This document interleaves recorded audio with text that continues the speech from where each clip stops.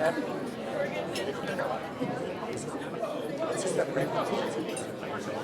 everyone, if we could have everyone seated, that would be wonderful. We're going to get started.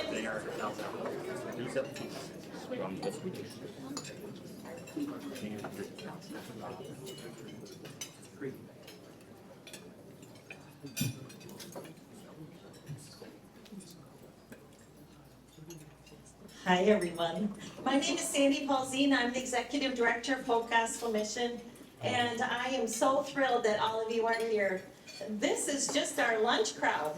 So tonight we're going to fill it again with even more. So we're so grateful for what the Lord is doing. I am just coming up to say welcome for just 1 minute. We have a special luncheon in store for you. As you can see, the food in front of you is ready for you to eat, but we're going to pause just for a minute. The founder, Mark Donnelly, is going to come on up and bless the food and bless the luncheon. Then I'll be back up.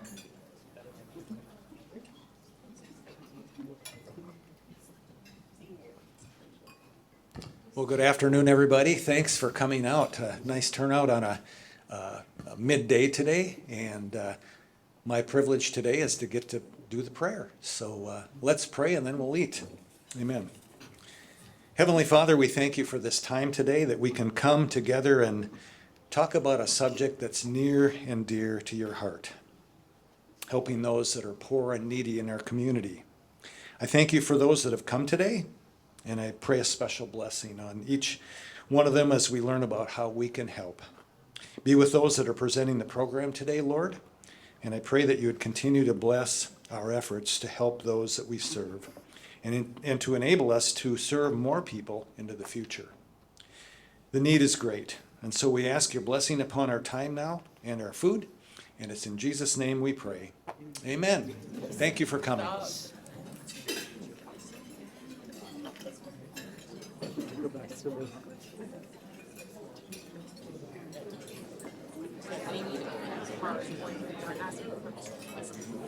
Once again, we're so very honored that you're here today.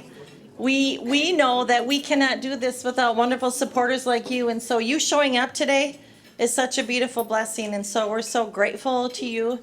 And it's my honor and pleasure as the executive director just to touch base real quickly before we get into the rest of the program on the amazing team that God put together. But we can't do it with people who care deeply about what we do, and so we have volunteers that are here that, we just want to thank them for their willingness, their tireless hours, and there's so many volunteers in the room, and I don't know if they all want to be recognized, but could we just give a round of applause for all of our amazing volunteers?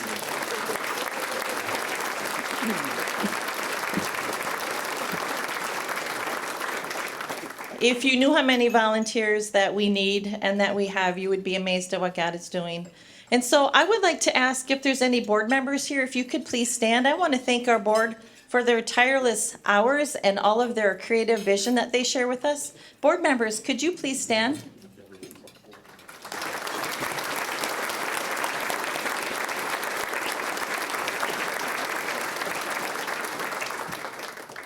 I just have to butter them up with the lunch today, you know, so I'm saying.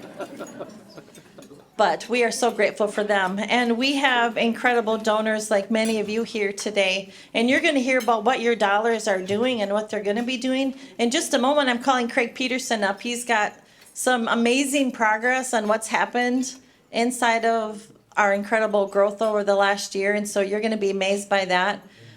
We do have a couple things that we might be switching up on the agenda in just a hot minute, but Brett Gaboy is going to share that. But right now, I'd just like to give kudos to the department heads that help me run HOH Gospel Mission. They really are the hands and feet. Craig Peterson, Brett Gaboy, and Chris Hedlund, could you please stand?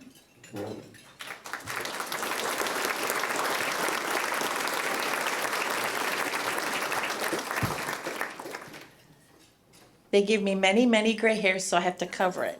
I'm just saying, a little bit. No, they're amazing, and I wouldn't want to do it with anybody else. They are the movers and the shakers inside, and they just really blow me away with their knowledge, their gift, their calling, and everything. And we have other team members that are in the house, and if our team members that are here wouldn't mind standing up, I appreciate all of you, the managers, the cashiers, the taskers, you really make things happen. We can't do it without you. So any team members here, could you please stand? Let's give them a round.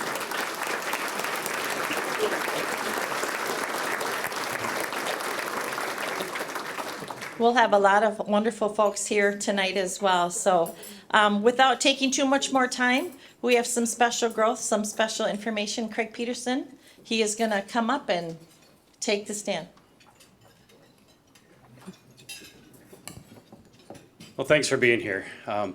Many years ago when we started Hope Gospel Mission, we thought, as many people do, a job would really fix the problems that our folks are experiencing when they come to our door. And so we got everybody employment. And that didn't really solve the underlying issues that brought folks to our door. And so over time we developed, with the partnership of many other missions around the country, really a cutting edge leading school at Hope Gospel Mission. We started in a little tiny conference room at the Bargain Center. I think we had 14 computers in there, and we had to have students come in shifts. And then about 10 years ago, we moved out by Building Hope to the former Happy Sleeper Mattress Factory headquarters.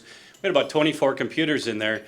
There's been days where we have 30 men in our program, and somebody has to wait for a computer. And we ran out of space in there, and Royal Construction borrowed us a job trailer, and counselors who would meet out in the job trailer outside in the parking lot, because we were 3 deep with our chaplains and our counselors. And we came to you a year ago with this vision and said, you know what, we're going to build a new school. And we went with our good partner, again with Royal. And I'm here a year later saying that we've been in there for 2 months. Does anybody know it's expensive to build buildings right now? Yeah, it's easy to spend $200-300 a square foot on property. And as a nonprofit, we're very frugal. And that really takes our breath away, because when you give us $1, $2, $100, we try to use it really well. And we came in over $300,000 under budget on this project.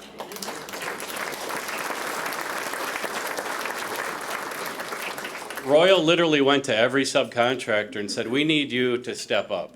And boy, did they step up. Not only the subcontractors, but Royal, our volunteers. Some of you came in and helped lay carpet. And the project is almost completely fundraised, and it's far under budget. We're going to complete that all paid for, so in the next month or two, with a little bit more help. But we just want to report back that the counseling now is happening in private, secure offices where you don't hear what's happening next door. And the really hard work at Hope Gospel, yes, taking grandma's basement 10 times a day and sorting through it and making it look nice on the store floor so you can come in and buy women's clothing, that is hard work. But the heart work that happens behind those doors to talk about the hardest things in people's lives that are creating barriers for them to move away from whatever's stopping them from being productive, that's the hardest work that happens at Hope Gospel. And we have an open house coming up next month on October 16th. We'd love for you to come and see this beautiful facility, just a fantastic, and your dollars are funding the master's level counseling, the chaplains, all the things that happen in that space. So come and see our open house, and I want to share this video with you right now.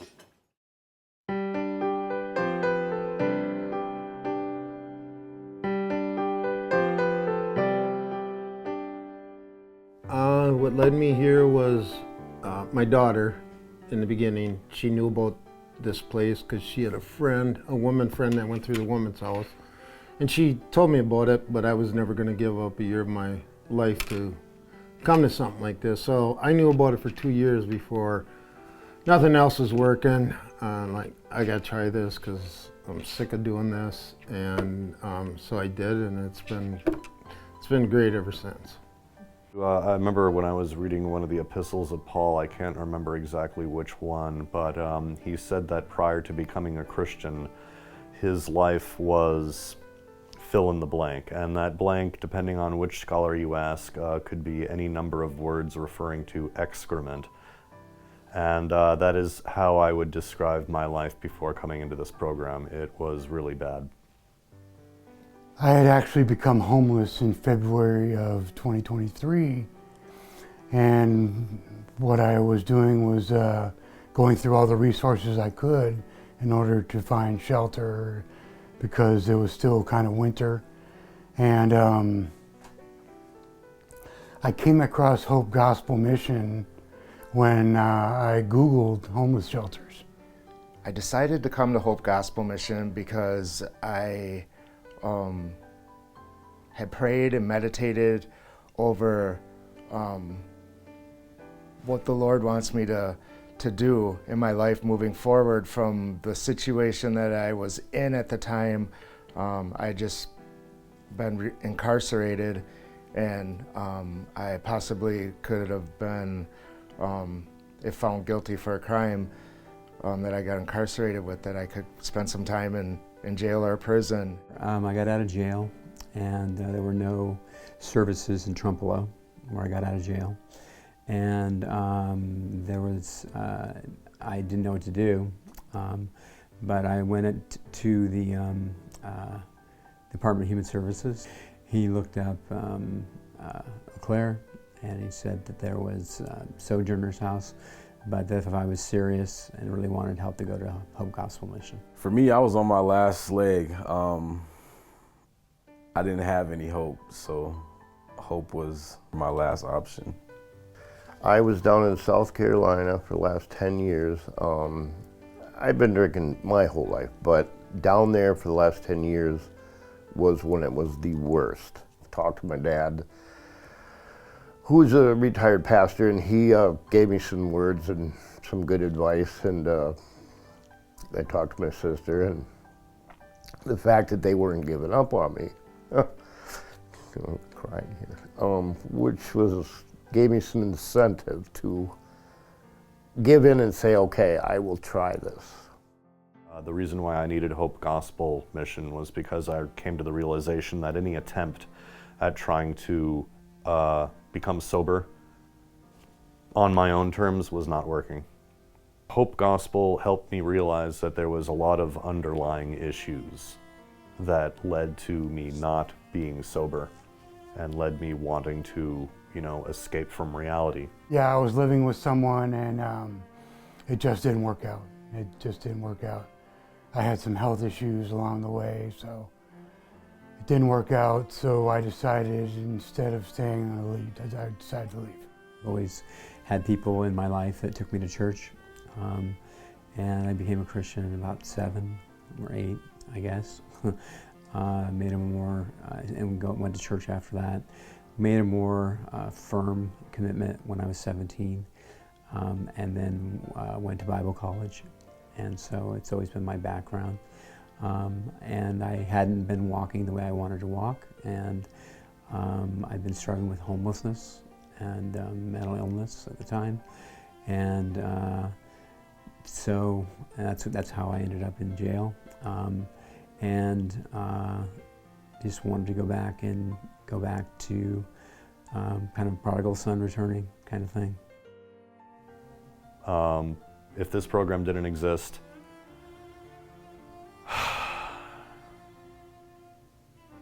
it wouldn't have been good. Not at all. I don't think I would be anywhere near where I am now.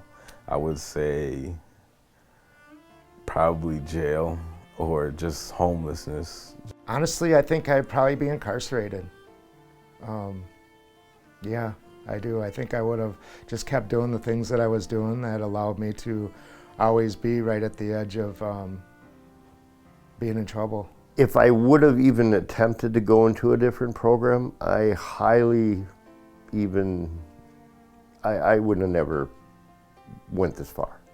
I wouldn't have lasted. I think it would have been just like the one before, or I wouldn't have taken it serious. And if I didn't get into any program, I was even told by medical field that I probably wouldn't have made it to Christmas because of my health situation. What I like best about the stay here is, I don't know, I like everything. I like, as far as working, seeing how this place is supported. I don't mind doing the work for what I'm getting out of it at all. I love helping people whenever I can. It's just it's got good structure to it. A little stricter than a lot of guys would like it, but that's all right. We need that too. Nothing worthwhile has ever just come easy. So I feel like I'm right where I'm supposed to be. What I like best about staying at Hope Gospel, I would have to say the community. Just being here with the other guys, it's been refreshing, and to know that there's other people like me taking their recovery serious and trying to get a second chance. The camaraderie, the idea that we're all in it together.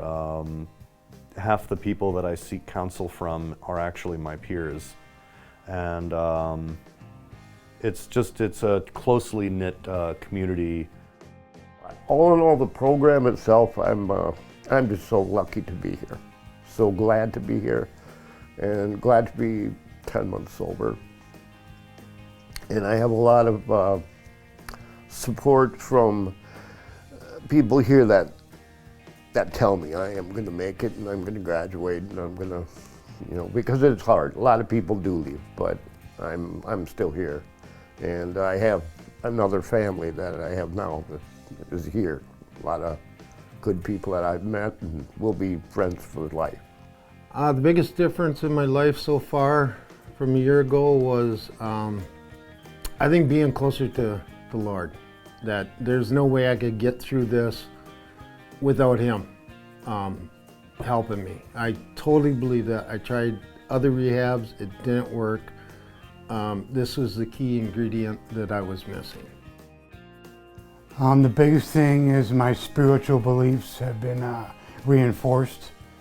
I wasn't much into spirituality until I came to Hope Mission, and they introduced me to the Bible studies. They get us to church every Sunday. There's a lot of faith-based programming here. What I'm liking is this new learning center. Yeah, compared to the last learning center, this is, is well worth what it took to build it. Yeah, it's very nice, and I can speak for all the residents in saying that we appreciate the new learning center. I would like to share with the donors that their donation and their help makes this program possible, and my deepest appreciation is to them, to all the people that give. It's nice to see when somebody gives to a charitable organization. It's nice to see the fruits of that donation.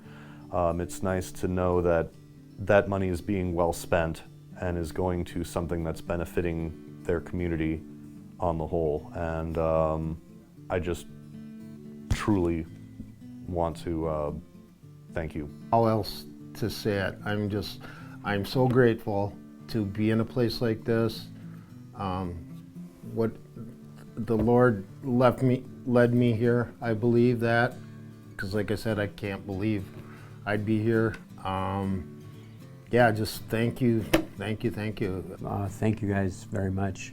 Everyone who supports the Hope Gospel Mission, you couldn't be giving to a better cause and to making more of an effective change in people's lives, and just giving up people the opportunity to get to know Christ and to walk in their faith, and all of the opportunities that we have are a blessing, and I thank you for providing them. I just want to say that I'm super grateful for making all this possible. I do believe that it's a super good thing that's going on here. Individuals definitely have to put in hard work and once again stay focused and try to reshape attitudes and behaviors, but you're making that possible. And I think that it's a super good thing that you're doing, and I think you're going to see a lot of really good results. I would like to say thank you for your support. It does mean a lot to everyone, every resident in the mission. We totally appreciate your help. Thank you for allowing me to be able to have a new beginning and a second chance.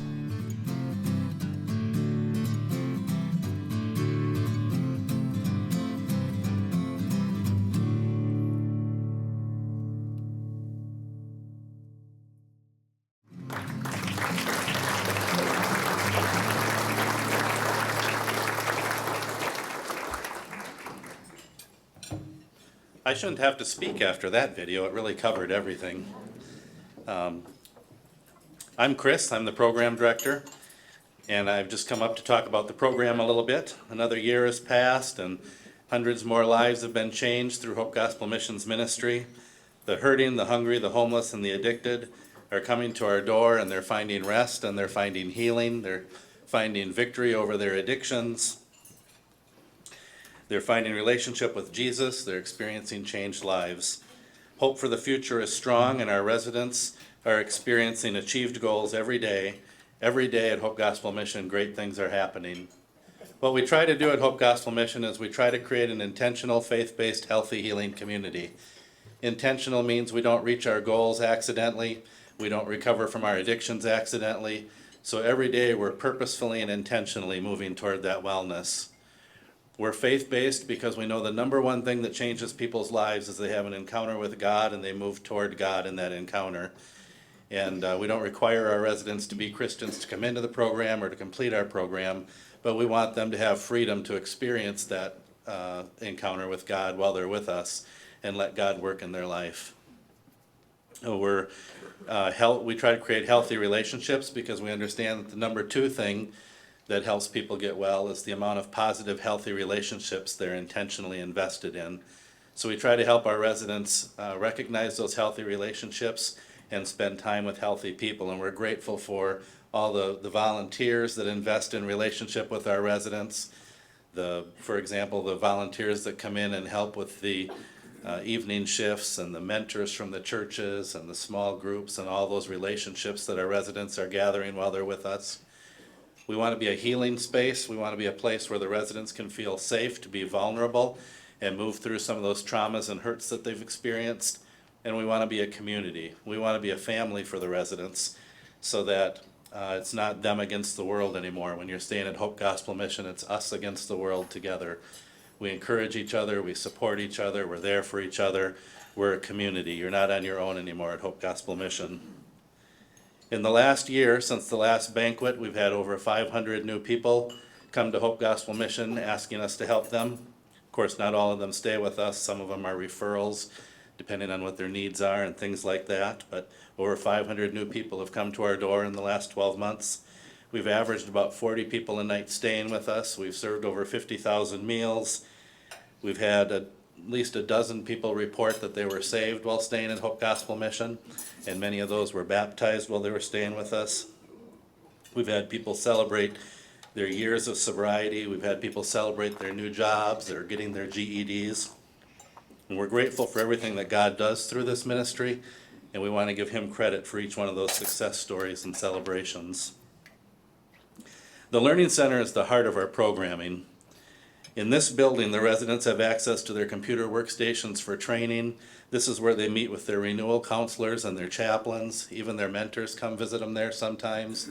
This is where the recovery classes happen, and the groups and the different classes, the financial education. This is where all that happens. This is where they can get the support they need when they're struggling to meet a goal. If you remember last year, I had in my report, we had 10 staff members sharing 7 offices at our old learning center, and we had more than 24 residents sharing 24 computer workstations. And this year, like Craig was mentioning, in the last couple of months, we moved into our new learning center, and all the residents can be met, or all the residents' needs now can be met in this new learning center that was designed for them. As we move forward, I want to thank you for your generosity. That helps us create this experience for the residents. Hundreds of lives are changed every year through victory over addiction and repaired and restored relationships. And the investment we make in helping someone become the person God created them to be is never wasted. It's always invaluable. And it's always worth it when we can celebrate their success with them. So thank you for your generosity. Next, we have another video from another resident named Kevin talking about his experience in our short stay program. We talk a lot about our Renewed Hope program, which is our long-term program where people come when they're recovering from an addiction and those sorts of things. but we don't talk as much about our short stay program. Our short stay program is for those who maybe don't need the long-term program. Maybe they're not struggling with an addiction. They just need a place to stay while they can get into their next safe space. And so we want to highlight that program a little bit today too, and we're going to listen to Kevin's story about short stay. I was born and raised in Eau Claire, and so I lived here most of my life so far. I lived near Water Street in Eau Claire. Of course, I lived with my parents most of my adult life, because I was also their caregiver. My parents were having health issues, and they ended up in a nursing home. My father had to move into a nursing home in 2007 and stayed there until he died in 2013. About 2013, my mother had a stroke right in front of me. And so she ended up in the nursing home for the last 2 years of her life. Since then, like I said, I lived in a motel for a while, and then I stayed with a friend in an apartment. Then I had to move on, and I got myself an apartment. I lost my apartment. I ended up in a motel room until my money ran out. Mark Donnelly, who is the founder of the Hope Gospel Mission, was my brother Darren's mentor for 15 years. And I knew him for about close to 12 or 13 years. And so I talked to him. He suggested Hope Gospel Mission. So I thought, okay. So I decided just to go to the Hope Gospel Mission in the short stay program. I was so impressed because when I walked in and went through the intake process on December 8th of 2021, I saw two guys immediately coming up to me and welcomed me. At dinner time, they announced my name and another person who came in with me the same day. And they clapped and welcomed us into the family of hope. According to Mark Donnelly, he did say that all former residents who are in good standing can come here and visit with the guys now. And what I usually do is when I come over there, I just love to eat dinner and play some games and just chill out and also encourage the guys. They allow me to lead dinner. I mean, they asked me to just lead dinner, so to get the dinner going. And plus, I was allowed to work on the food line. It was on March 23rd of 2022, I left the mission. On September 26th of 2022, I was officially hired at Synesis as an employee in a leadership role. I am now a line leader. I just talked to my boss Friday and told him about me making this video. He wants me to tell you that I'm doing great and they appreciate me.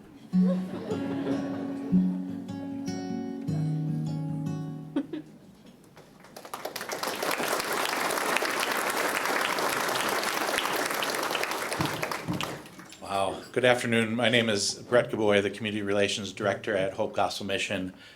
I just want to say it is a privilege to be a part of lives being changed. We see so many great things happen in our residents' lives, and it really encourages you to be a part of that.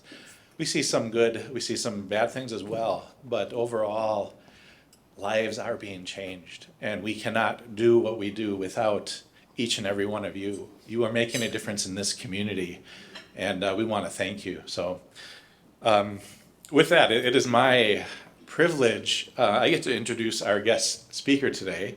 I have some good news and I have some bad news with that. I'll start with the bad news. Our guest speaker is en route. And he will be here shortly. The good news is I wrote a few jokes that I'm going to try out to see. No? Okay. I got a couple. How many Vikings fans are? No, I won't go there. Seriously, we did get to hear about some of the great things that are happening at Hope Gospel Mission with the New Learning Center and some of the great stories of changed lives. But what I wanted to do is focus on the future a little bit. What is what's in store for Hope Gospel Mission in the coming future? Because we're always thinking, how can we be more impactful? How can we help more people that are struggling? Because in case you haven't noticed, there are a lot of people out there who are lonely, who are hurting, who are depressed, who need someone to come alongside of them and really give them help so that they don't turn to drugs, to alcohol, to things that are unhealthy. It is our desire to be there. As many of you know, we are a part of an association of rescue missions called Citygate Network. There's probably 300 to 400 across the country. And usually these missions in other cities are in your big cities, Milwaukee Rescue Mission, Union Gospel Mission, in St. Paul. And these missions have been, they're the original soup kitchens. They've been there 100, 150 years serving people. So we are blessed to be a part of that mission. But with that, we are partnering with Citygate and other missions across the country to partner with a movie producer who produced a movie. It's called Americans with No Address. And it is going to be a motion picture. It's going to come out sometime in 2025. But they've also created a documentary to really highlight and explain the problem of homelessness in America. Now, a lot of these bigger cities are different from Eau Claire, the Chippewa Valley, but we are seeing some similar things happen here. So what this documentary does is really not only highlight the problem, but it puts a face to the people that are struggling. It shows what they are going for. They are people, just like you and I, who have maybe made a couple bad decisions or things in life don't go the way they should. And we are seeing an increase in that. We are going to be showing this documentary before it's released at a private showing in October, the end of the month, October 29th. We're going to show it to about 200 people. I'd like to invite you to be there. But to learn more, we're going to show a preview of the documentary, and I'm going to just share a little bit more about this event that is coming up in October. Go ahead. 40% of the people who are homeless, who are older than 50 years old, became homeless after they were 50. That's an American tragedy that's growing. We're talking about the chronically homeless men and women that you see under our bridges or street corners, the most despised, outcast, lost, and forgotten of our community. When I see someone that's homeless, I always wonder what the backstory is that led to where they are. People are hurting. They're really hurting. Not only are they hurting, they're lost. I was praying for death every day. I knew there was no way out. Homelessness is one of those conversations that feels one way when you're just talking about an issue, and then it feels totally different when you say, "That's my friend." What in the world happened? I was not all the labels that they were putting on me. I was just a woman out in the world alone, and I just had a broken heart. This is a high-stakes issue. If I really want my faith to be demonstrated, Jesus said, I'm going to test you right here. We think of body and mind, and then we think about the human spirit. And this is where our faith comes in. How can you tell me you got faith and you can walk by a homeless person and don't feel nothing? You're dead.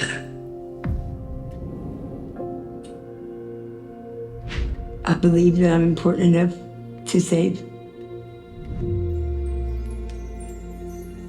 Everybody is human. Everybody has their trials and tribulations. I'm a prime example. It takes meeting someone who believes in you and really gives you something you've never had, which is a belief in yourself that changes the trajectory of your life. To give them a hope and a possibility for a tremendous future. To come into the fullness of who God created them to be. And that's when God said, I got to do a new thing in your life. And you got to allow me to do it. You never look down on a human being unless you're trying to lift them up.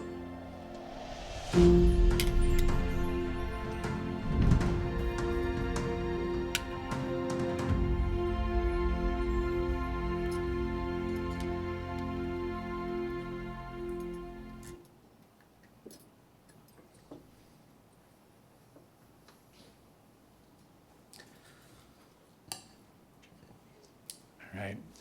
So we want to invite you to come see that screening of this documentary. It is about a 70-minute screening, and what we want to do is have a conversation afterwards. What is our response? Hope Gospel Mission exists to help more people in our community. We live in a great community. People in Western Wisconsin care about each other, and we stand up. We're there for each other.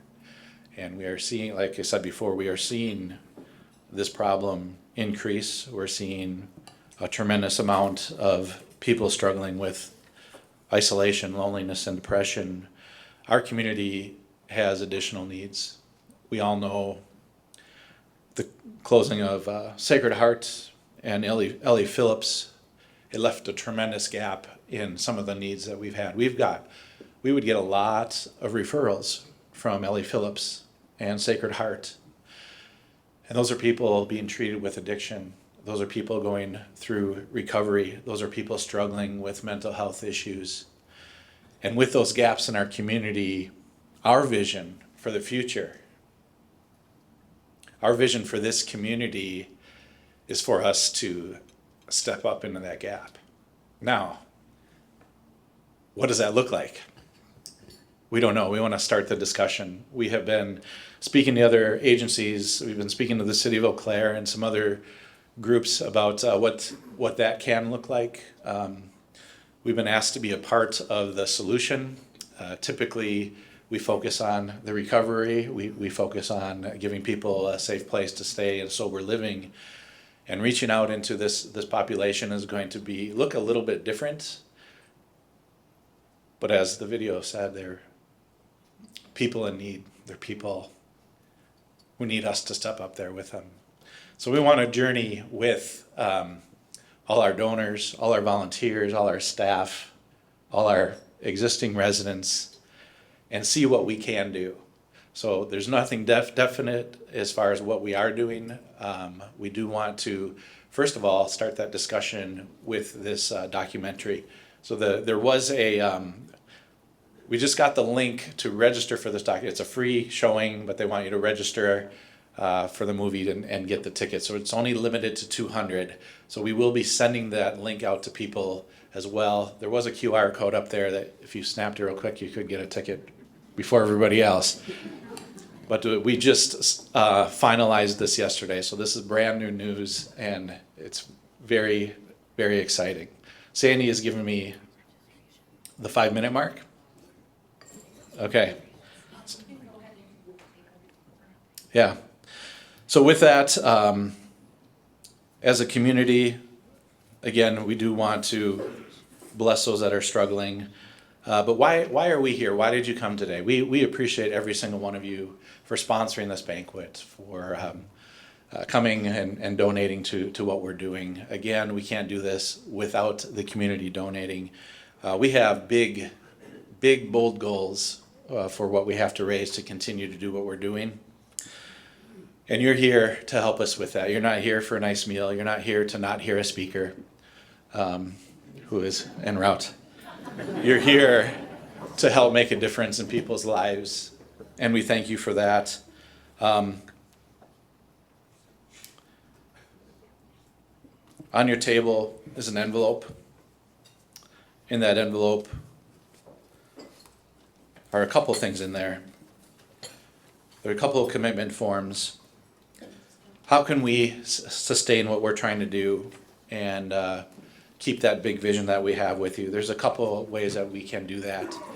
You know, maybe you're being called to help support us in a bold way. $5,000 will help give somebody a place to stay and a sober, safe place to stay as they are dealing with with addiction. Maybe that's something that you would want to step up and do. $1,000 helps one of our residents go through our financial literacy training to learn about budgeting and give them something solid that they can hold on to when they finally leave our program. That's something you can do too.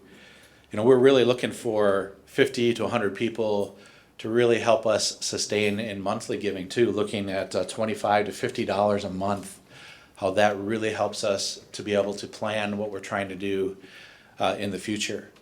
So we need people beyond a banquet, beyond what you're doing already, to sustain what we're doing. We have a goal for this event, both the lunch and dinner, to raise $150,000 towards that. We are well on our way, but we still need help. So as you take out that envelope, you can pass around these little commitment cards.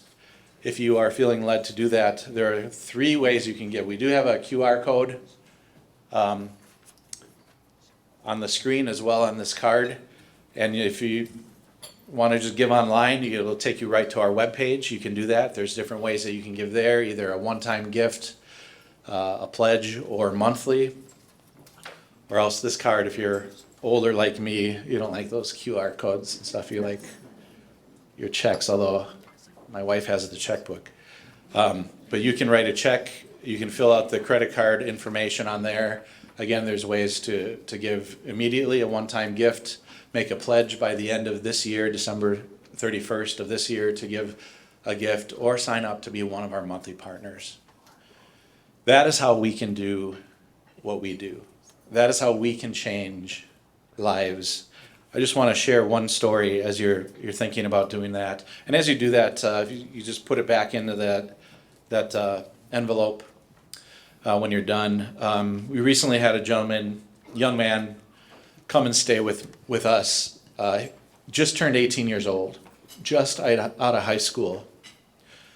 He said he was with us because he struggled with heroin and fentanyl addiction.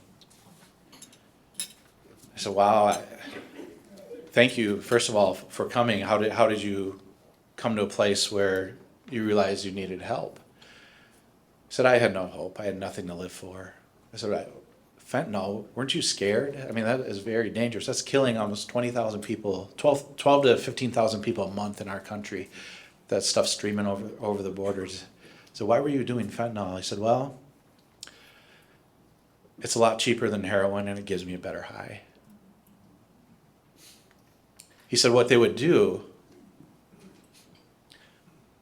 they would have what he calls narcon parties, where a bunch of high schools. Does this happen in Eau Claire, Wisconsin? Does this happen? This actually happened in the rural areas in Eau Claire, Wisconsin. They would have narcon parties where the group of high schoolers would get together and they would designate one person to not take fentanyl so that they could administer Narcan if anybody OD'd. So weren't you guys scared for your life? That's like playing Russian roulette with your life. He said, none of us had any hope. None of us had anything to live for. So we did it. I said, why fentanyl? He said, well, it's cheap. I said, just a tip of heroin was about $60, but a tip of fentanyl was $9. And that's just a point, he called it, a point of heroin. So that's enough to kill 2 people. And the high was that much better. So we have a problem in our country. We have a problem in Wisconsin. We have a problem in Eau Claire. We have a problem in the Chippewa Valley. People are living with no hope, and they're turning to things that they hope will give them hope. We have the answer. We have the answer. We can be a part of that solution if we can just get to these people. So I want to thank you for just coming today. I want to thank you for sewing into what we're trying to do to help people that are lost, that are broken, and that are just struggling with different addiction and homelessness and things. So, as Derek is going to be coming, we're going to get his mic on so he can tell his story, and I promise you it's going to be worth it. But I'm watching my coworker here.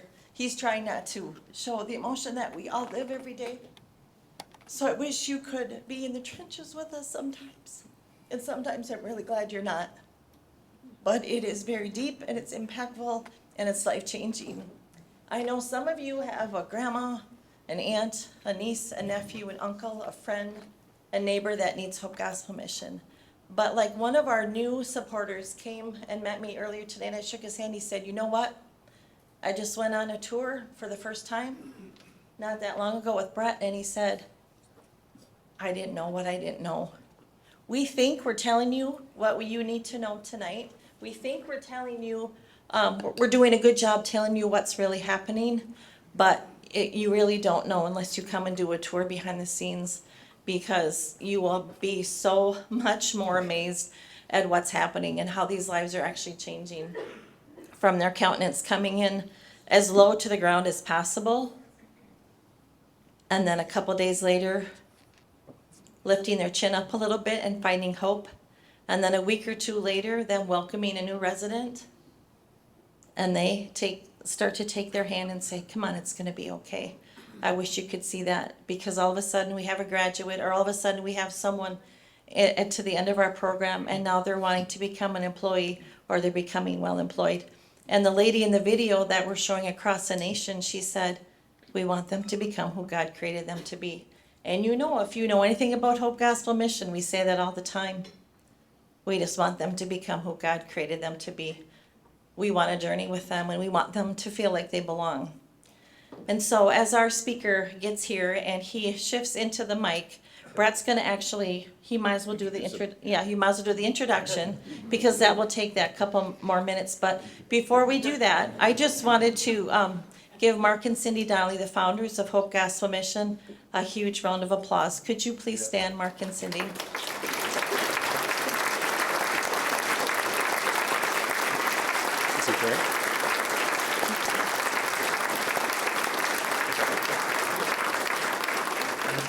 Yes, I know you give God all the glory and all the praise, but we couldn't do this. None of us would be in this room without you. Our amazing sponsors at the table, we wanted to go ahead and extend another thank you to all of you. We are here today because of all of you, so thank you to all the sponsors today.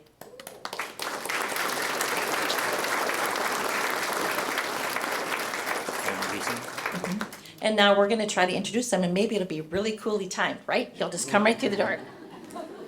All right. They only gave me like 30 seconds to speak, and I'm just supposed to introduce the speaker, so yeah. Thanks, Andy. And again,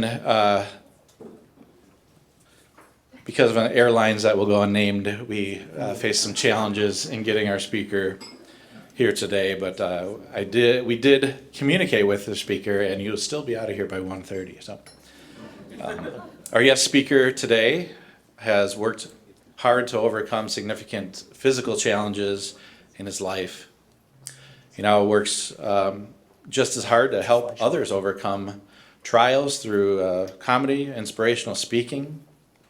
He communicates the importance of shifting obstacles in life. And he's here, and he's just coming right in. He's here. Shifting obstacles in work. Let me finish. This is my big moment, Sandy. Obstacles in work and business into opportunities. Please help me welcome Derek Tennant. Okay. Well, we're going to do that. See you. For love of the Lord and all things holy, he is amazing. He's ran in here, he's getting mic'd, and he goes, I'm sorry, I need a bathroom break. I've been driving for hours. I said, of course, you go ahead. We got this, right? So thank you for all of your patience, but I'm going to make someone very uncomfortable, hopefully, when she comes in the room. I really want you to take a moment. Jennifer Gerber and Kristen Cooley. Kristen, are you in the room right there? Look at her. Her and Jennifer put this whole thing on. I mean, like, they're really amazing.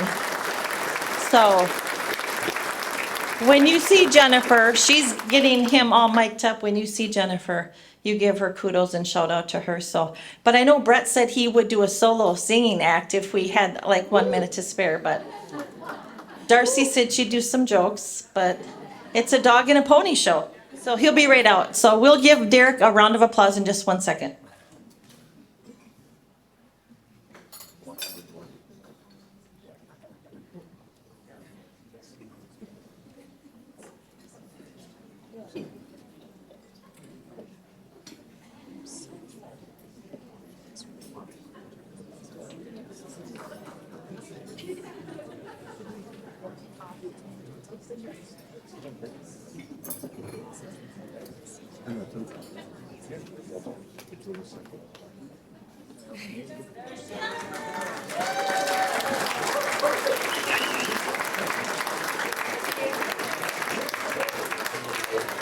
Here's the now famous Derek Tennant.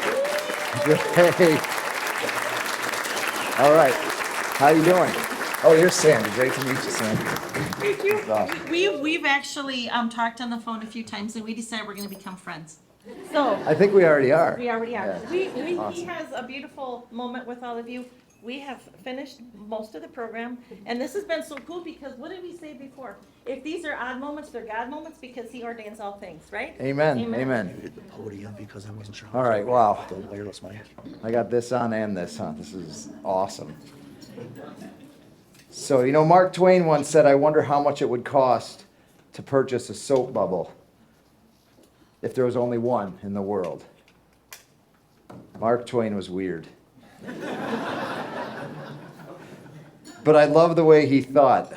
Oh, wow, check it out. By the way, when you have good AV people, it makes everything. So how about a round of applause for whoever's... I mean, I literally, my car's still running. My car's still running. So Mark Twain said, if there was one soap bubble, can you imagine? It would be at the Smithsonian behind 6 inches of glass. You could buy a t-shirt that says, I saw the soap bubble. You know, there's probably a Bachelorette soap bubble edition or something. I don't know. But you can get with me, right? The price would be out the window. There's no price you could put on that. Well, that's silly. We know there are trillions of soap bubbles. But friend, there's only one you. And there's only one of every one of those men, women, and children that the Hope Center gets to participate in and catalyze Jesus' hands and feet. And that's awesome. And we get to celebrate that. And you get to be a part of catalyzing that today. And that's awesome. I'm excited about that. It's just so, my name is Derek, as you heard. I don't know what you've heard about what's been going on for the last 25. I just know I'm trying to figure out what a ho-chunk is. I don't think I want to know. That sounds dangerous. But I only have 7 shirts. And one of them's in my luggage right now that should be on today. This one's been maybe a little ripe, everything I own in my life fits into a suitcase. My motto is live simply, love wastefully. I don't have a house, I don't have an apartment, and I have 7 shirts. It's funny, people think my underwear says this too. That's ridiculous. I mean, I'm a dude. My underwear says October, November.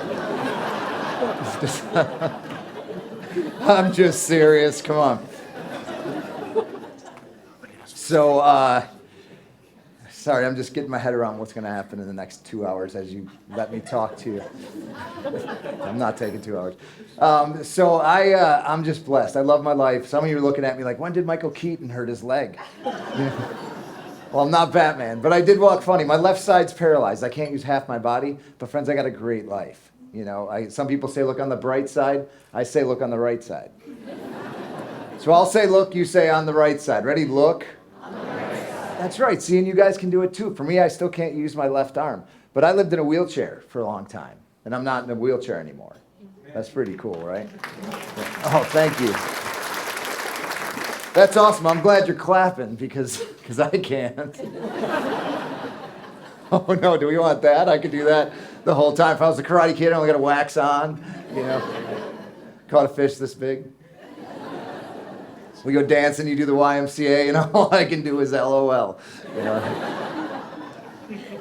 I'm glad you're lightening up, because if I'm going to be totally honest, sometimes I feel left out. No? But I'm all right. It's not going to stop. Friends, we all have a right arm in our life. We all have things and challenges that come up in our life, and that's okay. You know, we are connected to a God that loves us created everything and makes no mistake at all. My flight today, this weirdness and me wearing a stinky Monday shirt, it's not a mistake. God's got a perfect plan, and all this stuff fits into it somehow. We don't always know what it is, but that's okay. That's not our job. You know, we just have to trust, and that's a beautiful thing. I'm trying to use this. I'm going to see if this works. Can we, where's sound? Oh, it is working. Awesome. See, I'm not working. It's working. So I want to talk about some superpowers today. You guys have superpowers. The fact that you're here, the fact that you're connected to this amazing organization, you have superpowers. I'm not going to teach you how to have superpowers. You have them. We just forget sometimes that we can use them, or we get frustrated, well, that's not me, or that's the time, or the things are, or it's not the right whatever. And I want to remind you that we have superpowers. Life is about stories. This is a little bit of my story real quick. This is the last picture I have of myself. That's not me, that's Spider-Man. Oh, you know what? I didn't turn on the remote in my thing. But this functions as a remote. If I'm gonna tell you who's doing the slides. Oh, there we go. Yeah, right where it should be. Awesome. Sorry, let's see. So yeah, that's the last picture of me when both of my arms worked. And at this point in my life, everything's great, you know, and I still would say everything. I love my life. My parents are amazing. They've been married 57 years, still love each other. Isn't that cool? I'm one of 4 kids. My brother calls me his half-brother. He thinks that's hilarious. At this point in my life, I go to bed and I'm like, God, I got nothing to ask you for. You know, I MVP'd in 5 sports, straight A student, great family, all this. And I'm like, well, maybe you can make Kelly like me or something like that. That would be my only prayer. And I wanted to be like my parents. My parents are amazing, right? And I tried to emulate them. So I would do what I would say now would be hero type things. I wouldn't have said it then, but I was following my parents. We volunteered at the Boys and Girls Club, did things. And I tried to be a hero, and my life was great. And then this happened. The next picture here. I just had a headache. The doctors don't know what happened, why. I was in a coma. They told my parents I would die that night. I didn't, so that's pretty cool, right? I would live in a wheelchair for a while. I had to start everything over like a baby, all from what the neurologist labeled random bleeding from point X for an unknown reason. I know, is this guy even a doctor? No, look, I'm not mad at him. That guy did brain surgery and saved my life, right? But I don't think he had to give me a scar that's in the shape of a question mark. Isn't that awesome? I think that's pretty cool, right? You know, and they put a metal plate in my head, which is crazy because now I can change my mind with a magnet. It's cool until you get by the refrigerator. I'm like, I'm starving. No, I'm not. So there's times in your life you get to be a hero. There's times in your life you need a hero, and I needed heroes, big time. And we are connected with an amazing organization today that gets to be a hero, and a big-time hero, a Jesus-type hero, right, to a lot of people, and we get to be a part of that today. I love that. There's always time, and then God has a plan. So this is, part of my story. I went overseas after college, and I played basketball in the Philippines. Next picture, sorry, I'm acting like it's on the next picture because I'm looking at it on my phone. So I played basketball after college, and not like a special league or the Paralympics. I played like this. You guys were looking at me like, dude, you're white, short, and handicapped. I know. And I used my challenges and played basketball around the world. I played in Mexico for a while, and God allowed me to be a hero in another total way I never would have thought. These kids in the picture there, they don't speak any English. And I didn't speak any of their language, but love, friends, doesn't have a language. And I got to experience being a hero in a way that God had perfectly designed I never would have chosen. And it was awesome. And these are the lessons that a lot of friends that are connected with the Hope mission don't get from anywhere except here. And you guys get to help that to happen. That's breathtaking, really, to think about that we get to be a part of that. So I'm going to talk about superheroes and superpowers. You guys are the heroes. So we'll go to the next slide, I think. I was seriously trying to edit this in my car, and I have one hand. Don't do that. So I love Rescue, Renew, Rebuild. I love that. That's on your website. That's your mission, you know. And that just makes you just feel good, you know, to think about that's what you are participating in. And there's people that need a lot of rescuing, a lot of renewal, and they just don't have that from anywhere else in their life. And that's when the volume is turned up, when you get to be someone where that doesn't happen every day. So the first superpower I want to talk about is to head towards the impossible. It's the next slide here. Head towards the impossible. I'm a motivational speaker. I do corporate events. I'm supposed to come out and say, you can do anything you put your mind to, right? No, you can't. That's stupid. Think about that. Anything. What if I put my mind to flying around the room right now? It's not going to happen, ever. You know, some things are impossible. As a matter of fact, there's more things in your life that are impossible than there are that are possible. Here's the cool part. That's okay. Remember God? He doesn't make any mistakes, and he made you. And he made every one of the individuals that Hope gets to connect with. And they're not a mistake. They might think they are. They might have been told they are. And they might feel that's what they are. We get to show them that, yeah, there's a lot of things that are impossible, but that's okay. You know, not every kid in the school can be the fastest, but every kid on the planet can be faster, right? And what often happens is we use the things that are impossible to get better, to get stronger, to get faster, and challenge us and grow. If you think about a time in your life where you grew, you got better at something, that you got faster, stronger, smarter, whatever. If you go back to that time and think about it, there was probably something going on in your life that you would, if you had the power, you would have taken it out of your life at that time. But that's the only reason you grew. And that, you know, God's got a perfect plan. We don't always understand it, friends. If God was small enough to be understood, he wouldn't be big enough to be worshiped. Our job is to trust. I'm a simple guy. I got 7 shirts, you know, and I like that. You know, he made it say, Jesus called us sheep. You know, sheep are the dumbest animals on the planet. Isn't that awesome? He just knew we needed a voice and we needed someone to listen to. He really said, you guys are sheep. That's funny. I mean, he's like, you guys are dumb. And we are, you know. But the point is we need him. We need a shepherd. We need a voice. And we have that voice. A lot of people don't. And we get to help that to happen to people who never hear it anywhere else. I love stories. I think next slide is a story. Okay, so this kid, 11 years old, he lost his arm in a car accident, right? And I can relate to this kid. I still have my arm, but I can't use it. He wanted to do sports too, and someone tells him he can do judo with one arm. I don't know anything about judo, but this kid had a good attitude. A good what? This is you guys. He had a good what?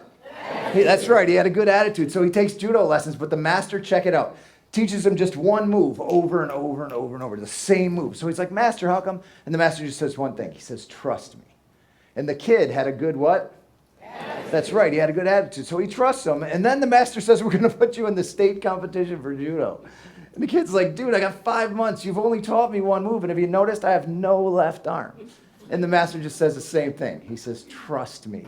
And the kid had a good attitude. So he says, I'll go to this thing. I'll lose. It'll be fun. I'll make some friends, whatever, right?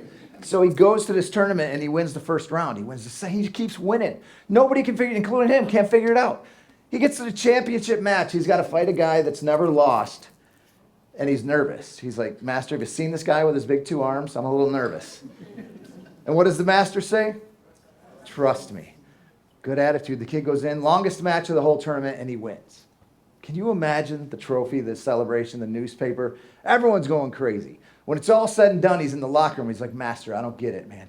These guys have done it their whole life. I have 5 months of experience.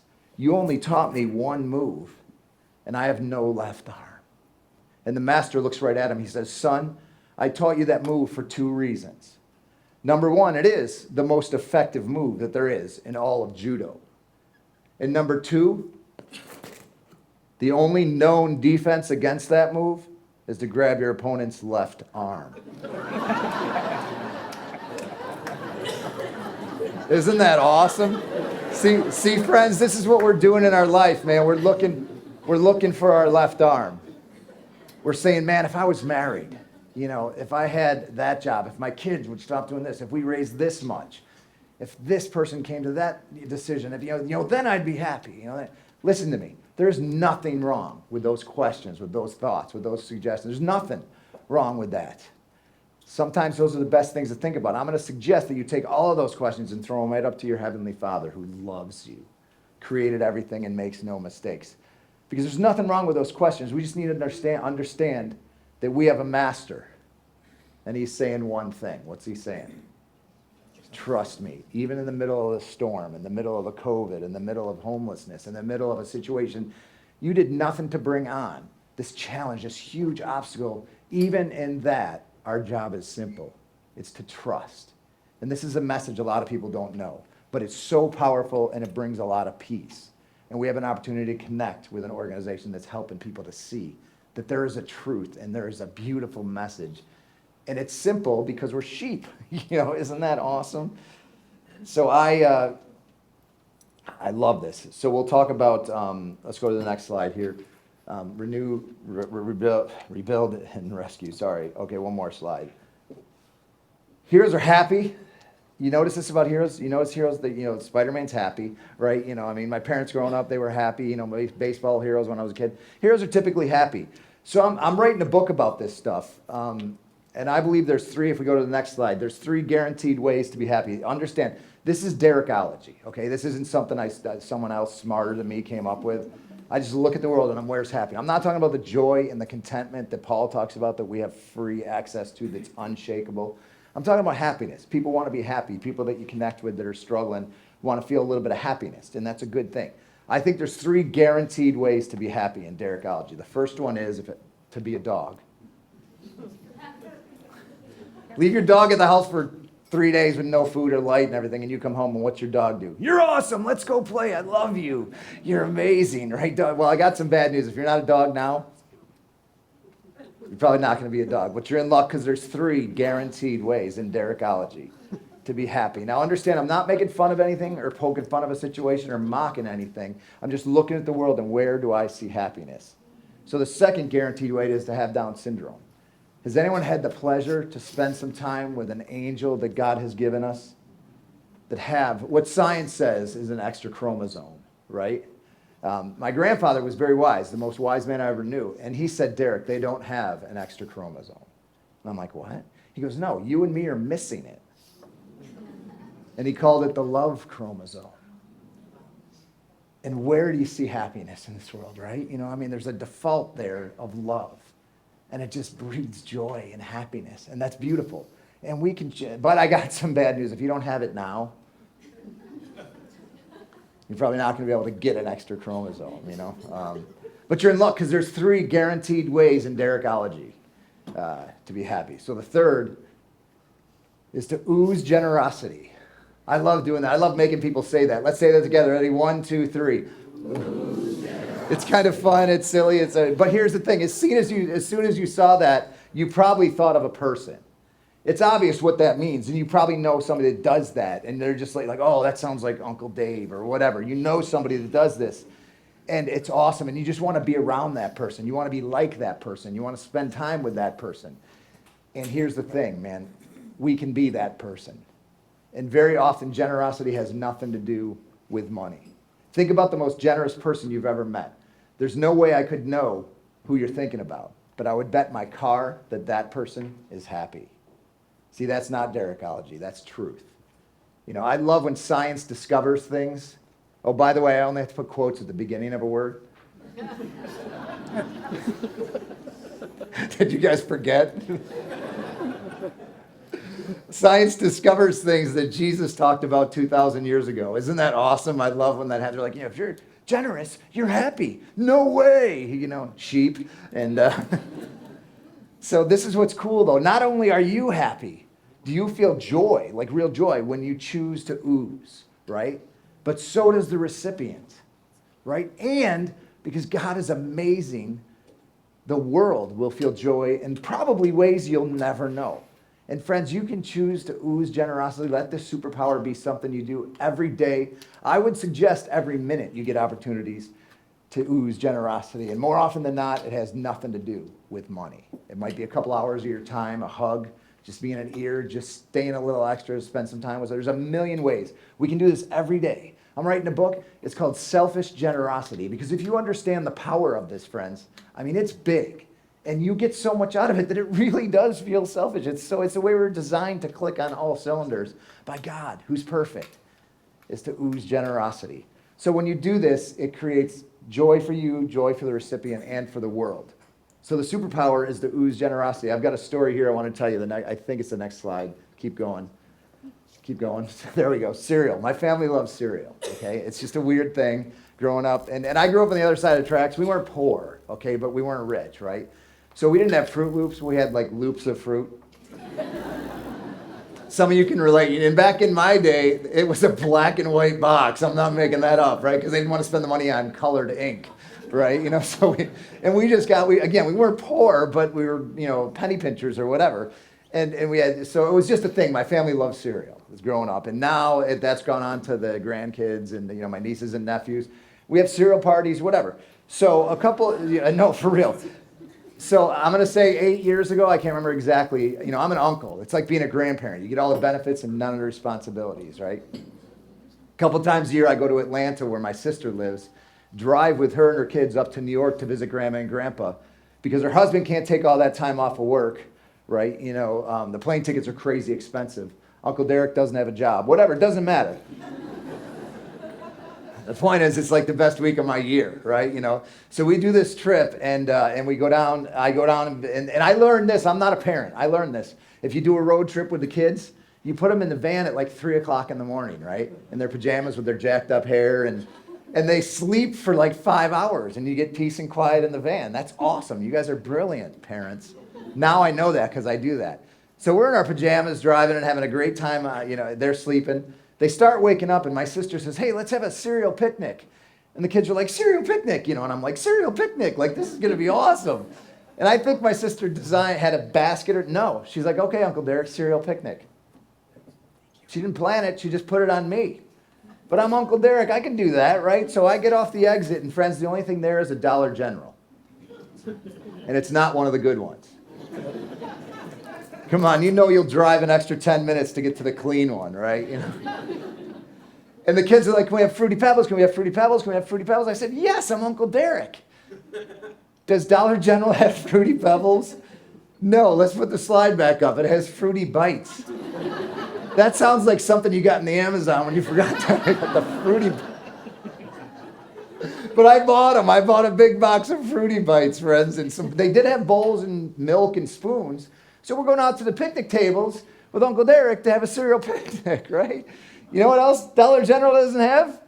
Picnic tables. I didn't know. But I don't care. I'm Uncle Derek. Meet my nephew, Charlie. Yes, that's jacked up hair and pajamas and a paper bowl of Fruity Bites under a grocery. Here's my niece, Kelly. All right, put your phone away before you call Child Protective Services. I want you to look at the smile on her face. We are having a cereal picnic. Here's me on the next slide. And my cereal at this point is on top of a trash can. I'm not making that up. We're just having...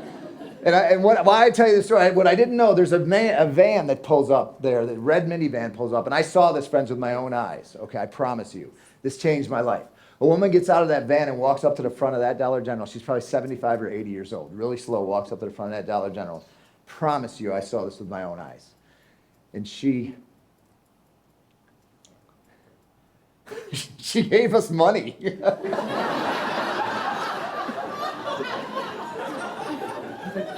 This angel of a woman, friend, she puts money in my sister's hands. And she says 3 things I'll never forget. She said, "It's okay. I'm your friend. My name's Alice." I mean, what an angel, right? You know, and oh my God, and my sweet sister, who I promise you has more money than this woman. You know, my sister's family does really well. She's like, "Oh, sweetie, thank you." You know, and she's like, "We're just having a cereal pic." Now she thinks we're poor and crazy. And she just keeps saying, "It's okay, I'm your friend." So it's weird, I know, but I feel like it honors this woman if we say those 3 things together. You ready? 1, 2, 3. It's okay. I'm your friend. My name's Alice. Isn't that awesome, man? Friends, here's what happens when you choose to ooze. When you use your superpower of oozing generosity, it gives you joy. It gives the recipient joy, and it gives the world joy. Do you think it made Alice happy to help this homeless family? I promise she still remembers it, right? Do you think it made my sister and I happy? My goodness, for 300 miles, we're like, how are we going to put this on Facebook? You know what I mean? And then here's the best part, friends. It gives the world joy, right? You know? So the next stop is Pennsylvania. The kids are like, what's so funny? They didn't even know that this happened, right? So they ask me and Christy, and we tell them, and then as a family, friends, as a family, we decided to use that money and give it to a guy in Pennsylvania who really needed it? We think.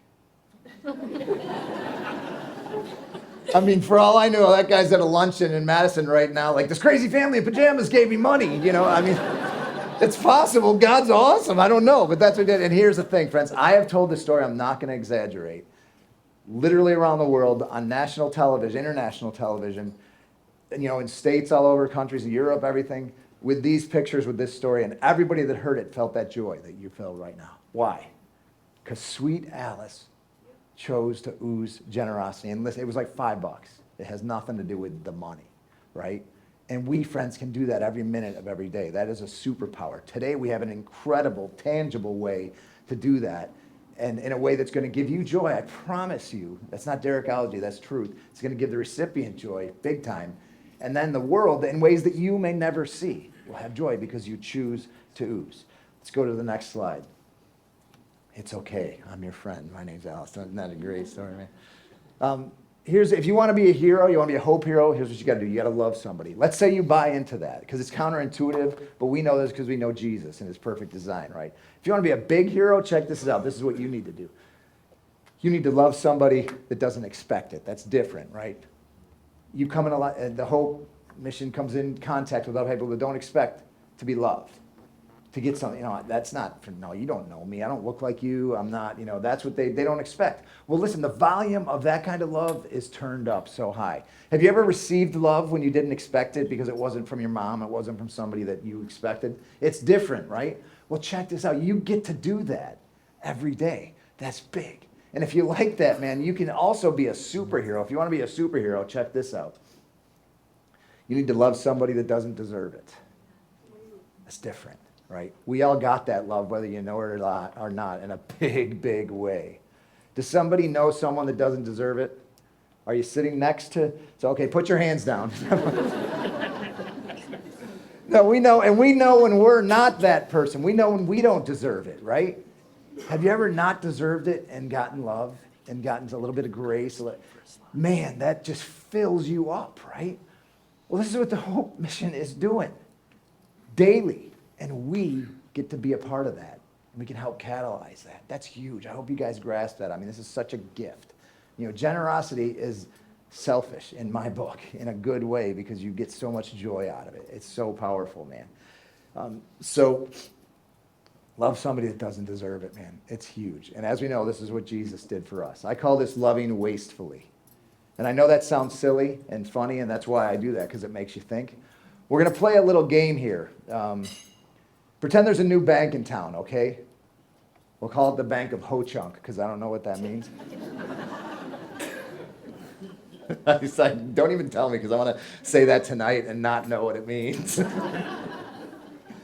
So you all are new members of this bank, and you got your new credit card. So everybody hold up your new credit card. I just want to see that you're with me. So, okay, excellent. You got a brand new credit card. And here's how this credit card works. There's never been one like it. Every time you spend $100 on this credit card, our bank, Ho-Chunk Bank, is going to deposit $1,000 cash into your checking account. Every time you spend $100. Yeah, ooh, that's awesome, right? That would be great. Are you guys excited about this credit card? Yeah, I know. Now, let's say you have that credit card and all of us go out to a nice steak dinner tonight. Everyone in this room, we all go out to a big restaurant, steak dinner, and you have that credit card. Whose meal are you paying for? Say it again. Whose meal are you paying for? Everybody's. You going to go out to the bar and buy all the drinks? Yep. Even if you don't drink, that's okay. Pay for them. I mean, you just made $100,000. Go to the restaurant next door. You're going to buy a bike for a kid that needs a new bike. You're going to go crazy spending this money wastefully, right? Of course. You just made $200,000. Well, that credit card doesn't exist. Sorry. But that's the way that love works, friends. We get to love the same way you would spend on that credit card, just wastefully, man. This is what Jesus did for us. And man, the power of loving wastefully is cranked up in ways, and it's going to come back more than $1,000 in your checking account every time. It is. This is the way God designed us, and Jesus demonstrated for us. It's so powerful. We get to love wastefully. The superpower is to personify this. I think it's the next slide. Personify loving wastefully. Because people don't see this, ever. And when it's not expected and not deserved, right? A lot of the people that you're getting to work with, the power is turned up, the ears perk up, the mission is presented and received because of this type of love. It's beautiful, man. And I try to surround myself with people that do this because, you know, the Bible talks about you become like people like that you hang out with. So I told you about my family. They're awesome. My brother that calls me his half-brother, my parents, my sister with the 4 kids. I have another sister, and you might know somebody like this. It's tough being a sibling to somebody like this. She's beautiful. She's funny. She's successful. She owns her own business. She lights up a room. Everybody knows my sister, right? You know, and I'll be honest, I get a big head sometimes. I travel around the world doing what I love and comedy and cruise ships and blah, blah, blah. I get a big head, and then I meet somebody, and they're like, oh, that's Julie's brother. I don't even get a name. But I'm okay with it because Julie is that beautiful and that amazing. And she's taught me so much about these superpowers that we're talked about. She's not here, but I have a little video. I'd like you to meet my beautiful sister, Julie. If you just press the button again, I think it should play. Up.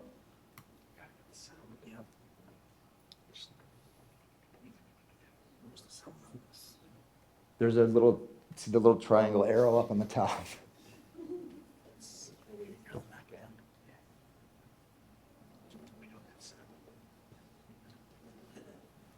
I just do this so you build up the anticipation to meet my sister. See the play button up above her head, way up on the white part up there? We're trying to get the sound connected. Oh, the into sound. in-house. Oh, I got you. Sorry. I'm acting like I know and they don't, right? These are the guys that... Julie has taught me so much, friends. We'll get this working, and she's amazing. You can keep trying. If you get it working, just start playing it. Julie interrupts me all the time. It's fine. Julie has that love chromosome, as you could see, and she loves in a way that we have to practice, but she is born with. Julie, you know, people with Down syndrome, they have 47 of something that you and I have 46 of. That's not a disability, that's an upgrade. And we can learn from that. Personify loving wastefully. And this is what we... Hi, my name is Julie Tennant. This is my sister. Hey, I'm Julie Tennant. Hi, I'm Julie Tennant. Now back to you, Carrie. I'm the kiddo around the family. I'm Julie Tennant, and I have Down syndrome, and I love my life. Down syndrome means I have an extra chromosome that nobody in my family has. My grandfather calls it a love chromosome. He said that when people make fun of me, it's because they are missing something, not me. God made me this way, and I know He loves me. I like having Down syndrome because it makes me different, and I like being unique. Down syndrome means slow to learn, and that's not bad as long as you are learning something. My dad is slow to learn at cooking, so he just orders pizza. I'd rather be slow to learn than slow to love. All right, I'm Julie. Wait a minute. What's your name? I'm Derek's sister, Julie Tennant. No. I'm just Julie Tennant. Well, you're Julie Tennant. I'm Julie Tennant. And I'm her brother Derek, and we Love our life. What do you want to talk about? I don't know. We're both handicapped, and I have Down syndrome. He's paralyzed, and we're both single. Wait a minute. I used to love chromosome, and he doesn't. Nobody has taught me more about loving my life than Julie. Tell them in the camera about your shirt. Oh, that's easy. The statement I like to say is I love my life. So I thought I would make a shirt. It says I love my life with stick figures with a ball.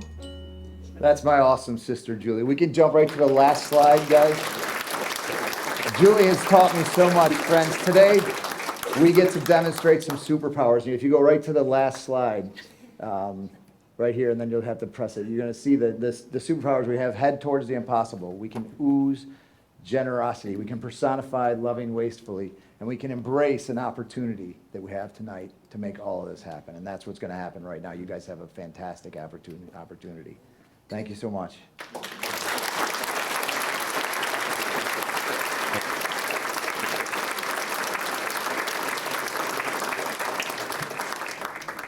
you, Derek, for showing up. Just a reminder, Again, this is Hope's fundraiser. Just put your envelopes back in this envelope. We'll collect them as you leave. Thank you for coming. Sorry we kept you over just a couple minutes, but we appreciate every single person in this room. We cannot do what we do without each one of you.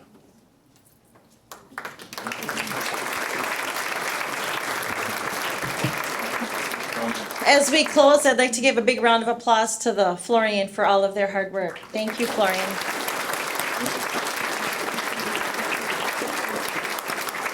I'm sure Derek will stay after a few minutes if you have questions for him, and really thank you for all of the stress you had to undergo just to make that last. You finished strong, Derek. Good job.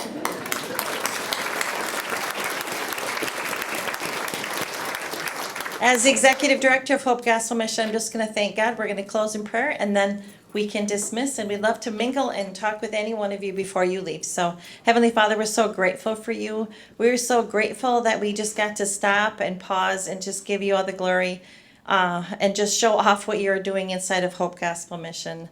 So please continue to use our hands and our feet, our mouths and our lives and our tongues, our finances, the blessings that you've given us, and help us to give wastefully and serve beautifully and live humbly and serve big, love big, forgive big. And so we're so grateful that we get this moment to just be together today. We pray blessings on this evening's gathering as well. We pray for Derek and all of his travels back safely tonight and tomorrow. And so we just give you all the glory and the praise. I thank you for each and every person in this room, and we know you're up to something big and mighty. We love you, Lord. And all God's people said, amen.